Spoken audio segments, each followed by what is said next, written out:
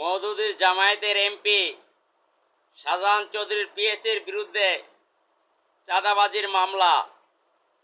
এমন কোনো দিন নেই এই মওদুদের জামায়াতের কেউ না কেউ কোনো দুষ্কৃতির সাথে জড়িত।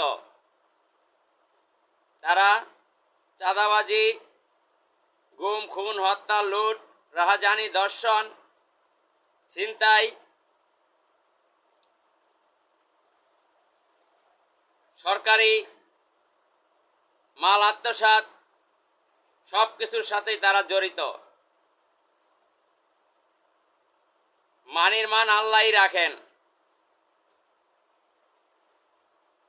পীর সাহেব চরমনাই চেয়েছিলেন শরিয়া, এই মওদুদের জামায়াত শরিয়া চায়নি। তারা কি চেয়েছে?